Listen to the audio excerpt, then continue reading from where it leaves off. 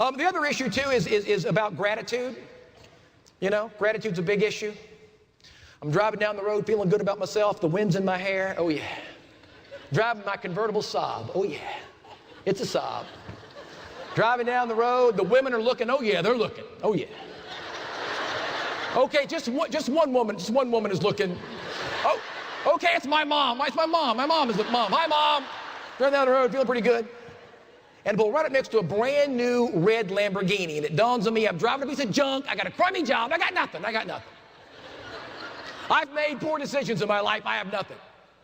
And I look out my window. What do I see parked next to me? A 73 Gremlin. Loser, you're a loser. He's got that crown on the dashboard.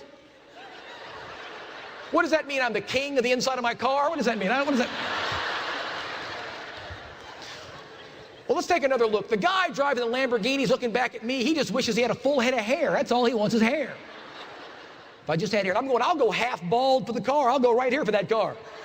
I'll do a Bruce Willis thing right there for that car.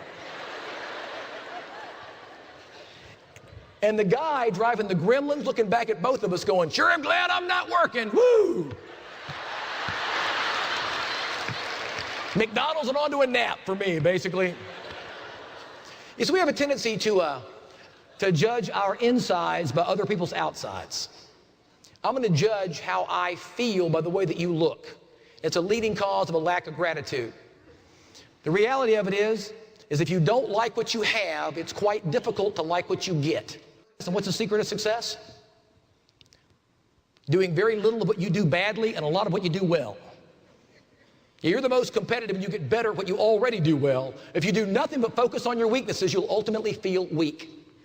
I think you should work on your weaknesses, but look at the strengths. Look at the strengths of the people around you. Everybody has talent at some level. We have to find it. Sometimes our job is to find it. It's in there one way or another. It's about talent. My dad, growing up as a kid, thought he was a fix-it guy. You know, they have a fix-it guy dad, yeah? But one thing was for sure when I was a kid, if Dad's working on it, we are definitely getting a new one because Dad's going to break it. My high school shop teacher had 3 fingers. He knew what to do, he just wasn't that good at it. He said, we're talking about safety. Today we're talking about safety. We're talking about safety. I'm like, I'm not touching that thing. Take a look at what you do well. That's where your talent is. Work on your weaknesses. Use a strength to improve a weakness. If you're really good at building relationships and you're not that good at paperwork, build a relationship with somebody who's good at paperwork. Everybody hold your hands up like this. Now give me your wallets. I'm kidding. No, I'm kidding. Put them back up. I want you to go like this. I want you to go like that. And I want you to transfer your thumbs over like that. What does that feel like? Weird, different, strange. This is what change feels like. If we stood here for the next 2 hours just like this, we'd learn 2 very valuable lessons. Number 1 is I have nothing actually happening in my life, number 1. And number 2, would start to feel about the same. Why is that? Because change is not the problem, resistance to change is the problem. My dad is 75 years old, and he is on the computer online every day. 75. Impressive. And he sent me his very first email. You know what it said? It just said, damn it, this is his first email. But,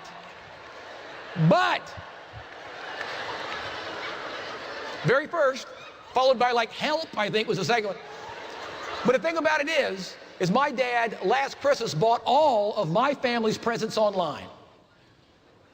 Of course, he bought me a nightgown and my wife a chainsaw, but he's 75 years old. Action and adaptability creates opportunity. Success lives in us. The leadership lives in us. Being able to create unity, it lives in us. It didn't come from anywhere else. It didn't come outside of us. We're born with it. And if some of the things we talked about here today sound like you've heard them before, they may feel like common sense, there's a reason it feels that way. It's because it's true. We know it's true. We know if we treat people really well, consistently, that they will do more of what we ask. Never forget your value. I haven't. Very important. Never forget your value. You have great impact on people. You'll never know the impact that you have. You see people who do well, but you don't know the deep impact you have on people. Never forget, I'm here to tell you, it happened to me. It happened to me in school. I got it from people who cared enough because they were focused on what was important, on helping. Not just all the other stuff, but helping. Never forget your value. And that is the truth about success. I'm Garrison Wynn. Thank you so much. Thank you.